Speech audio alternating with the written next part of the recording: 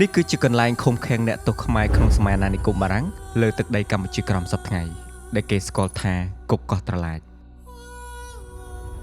នៅក្នុងវីដេអូនេះខ្ញុំនឹងនាំអារម្មណ៍បងប្អូនទាំងអស់គ្នាទៅដឹងអំពីប្រវត្តិរឿងរ៉ាវដ៏ជូរចត់ដែលបានកើតឡើងនៅលើកោះនេះថាតើវាមានប្រវត្តិរឿងរ៉ាវបែបណាហើយថាតើអ្នកទោសនយោបាយខ្មែររូបណាខ្លះដែលបានស្លាប់នៅទីនោះបើសិនជាបងប្អូនអត់ទាន់ដឹងទេនៅមុនសម័យបារាំងកោះនេះគឺជាកោះមួយរបស់ចក្រភពខ្មែរក៏ប៉ុន្តែក្រោយមកក៏បានកាន់កាប់ដោយវៀតណាមនៅសតវត្សទី17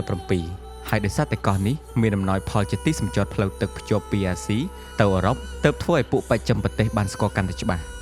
បើនិយាយអំពីគុកកោះត្រឡាចគេមិនអាចភ្លេចរំលឹកដល់គុកកោះត្រឡាចទេពីព្រោះគុកនេះត្រូវបានលោកបណ្ណាតបានចុះហត្ថលេខាមួយឲ្យបង្កើតគុកកោះត្រឡាចដើម្បីដាក់អ្នកទោសនយោបាយឲ្យដាច់ស្រយាលកុំឲ្យមានការតាក់ទងនឹងបកពួករបស់ពួកគេបានហើយការបង្កើតគុកនេះឡើងគឺបានធ្វើឲ្យកោះត្រឡាចមានកេរ្តិ៍ឈ្មោះល្បីល្បាញរហូតមកដល់សព្វថ្ងៃកោះត្រឡាចយួនហៅថាកុងដាវ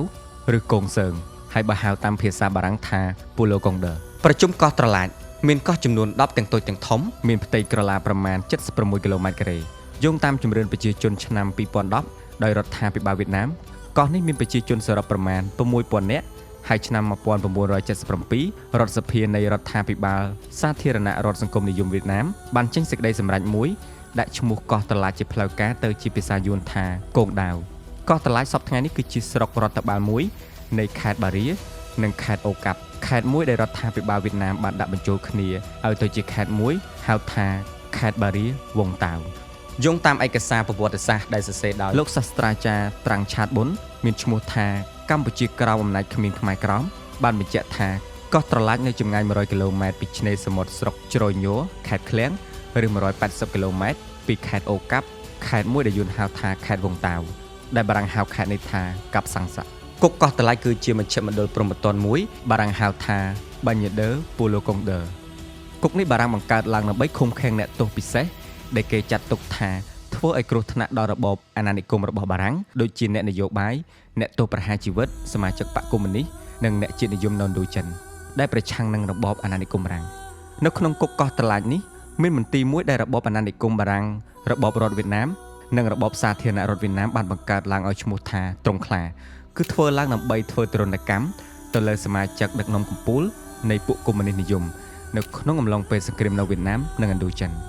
អ្នកទោសនយោបាយខ្មែរជាច្រើនរូបក៏បានស្លាប់នៅគុកកោះត្រឡាចនេះដែរមានដូចជាអាចារ្យហែមជីវលោកប៉ាច់ឈើតនិងលោកនួនឌុងជាដើមយោងតាមសភៅទិដ្ឋភាពទូទៅនៃសេដ្ឋកិច្ចវៀតណាមដែលសរសេរដោយលោកគវៀងថៃក្វាងបានបញ្ជាក់ថានៅក្រោមរបបអាណានិគមបារាំង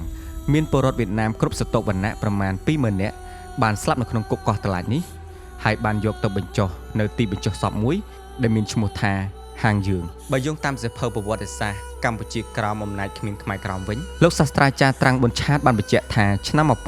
1939នៅកោះនេះមានអ្នកគុកនយោបាយចំនួន2400នាក់ហើយនៅពេលសង្គ្រាមលោកលើកទី2ចំនួនអ្នកទោសនយោបាយក៏កើនឡើងដល់6000នាក់និងបន្ទាប់មកនៅឆ្នាំ1946ដល់ឆ្នាំ1955ក៏បានកើនឡើងដល់2400នាក់សំណួរសួរថាតើយើងអាចទាមទារយកកោះត្រឡាចមកវិញបានដែរឬទេបើវាលែងជារបស់កម្ពុជាទៅហើយសម្រាប់បងប្អូនវិញយល់យ៉ាងណា